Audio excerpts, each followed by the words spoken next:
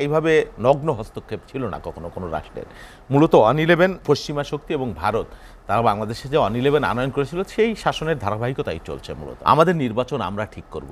আওয়ামী লীগ 100 বছর ক্ষমতায় থাকলে কোনো অসুবিধা নেই, কিন্তু বৃহৎ রাষ্ট্রকে ডেকে আনা বা তাদেরকে হস্তক্ষেপ করবার সুযোগ দেওয়া বারবার, সেটা আমাদের দেশেই আমরা দেখছি, অন্য কোনো দেশে এই সুযোগ তারা দেয়নি। বাবুল ভাই, আপনার কাছে যেতে চাই। আমরা যেটি শিরোনাম রেখেছি, আপনি জানেন যে ভারতে নতুন সরকার শপথ নিল নরেন্দ্র মোদীর নেতৃত্বে। টানা 3য় দফায় বাংলাদেশের মাননীয় প্রধানমন্ত্রী সহ বেশ কয়েকটি দেশের সরকার ও রাষ্ট্রপ্রধানরা সেই শপথ অনুষ্ঠানে যোগ দিয়েছিলেন।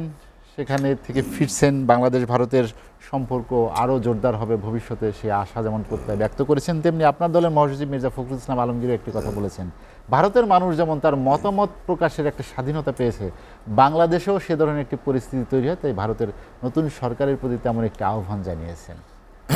বাংলাদেশে আহ্বান কেন ভারতের কাছে? জি, আপনাকে ধন্যবাদ। আমাদের সহ আলোচক দুইজন সম্মানিত এবং দর্শক শ্রোতা সবাইকে আমার সালাম অভিবাদন। ভারতের নির্বাচন একটা বৃহৎ গণতন্ত্রের দেশ, 64 কোটি মানুষ সেখানে ভোট দিয়েছে, তারও বেশি। দেখেন, মানে 68% বেশি মানুষ সেখানে ভোট দিয়েছে।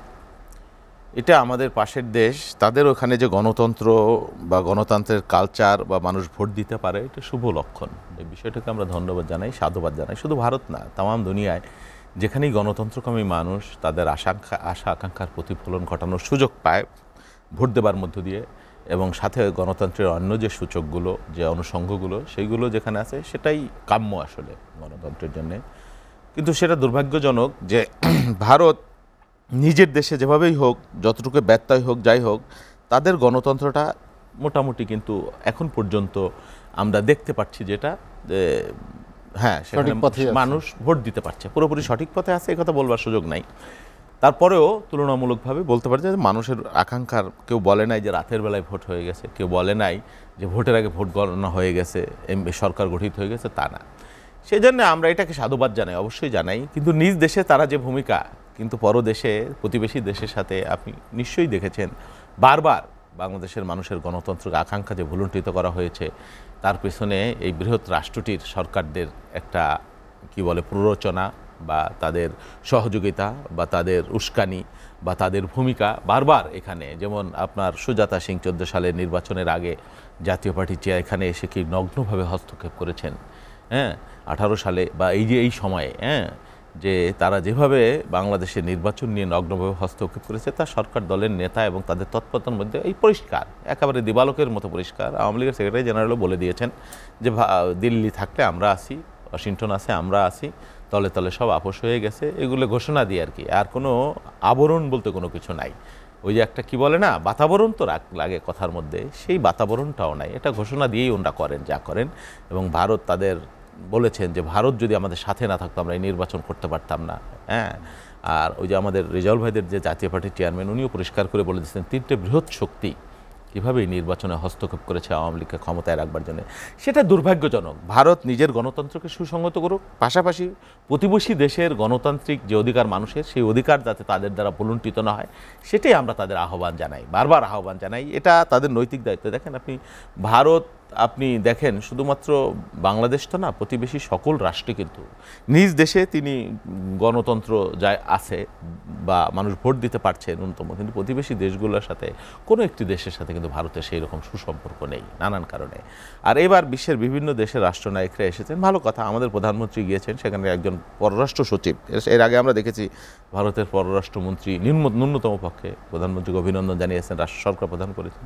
কিন্তু এইবার যেটা দেখলাম এটা দুর্ভাগ্যজনক। আমরা আশা করি যে দুই দেশের সমান মর্যাদার ভিত্তিতে আমাদের সম্পর্ক এগিয়ে বলবে। আপনি যেটি বলেছেন যে ভারতের সঙ্গে প্রতিবেশী অন্য যেসব দেশ আছে তাদের খুব একটা ভালো সম্পর্ক নেই, সেসব দেশেও ভোট হয়েছে, সেখানেও অন্য যারা জনগণ যাদের চেয়েছে তারা নির্বাচিত হয়েছে। কিন্তু বাংলাদেশের ক্ষেত্রে এই অভিযোগগুলো কেন আসছে বা বাংলাদেশে এটি হচ্ছে না কেন, আমরা কেন ভারতকে দোষারোপ করছি?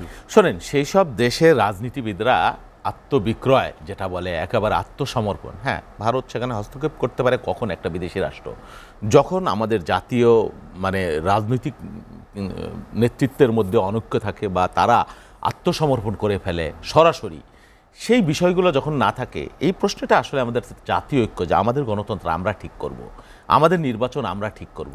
আওয়ামী লীগ 100 বছর ক্ষমতায় থাকলে কোনো অসুবিধা নেই, কিন্তু বৃহৎ রাষ্ট্রকে ডেকে আনা বা তাদেরকে হস্তক্ষেপ করবার সুযোগ দেওয়া বারবার, সেটা আমাদের দেশেই আমরা দেখছি। অন্য কোনো দেশে এই সুযোগ তারা দেয়নি।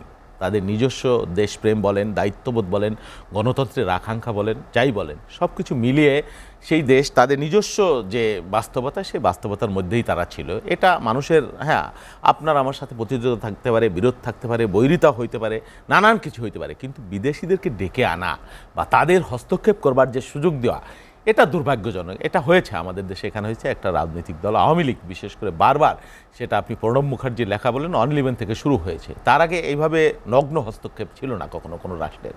মূলত অন 11 পশ্চিমা শক্তি এবং ভারত, তারা বাংলাদেশে যে অন 11 আনয়ন করেছিল, সেই শাসনের ধারাবাহিকতাই চলছে মূলত আসলে।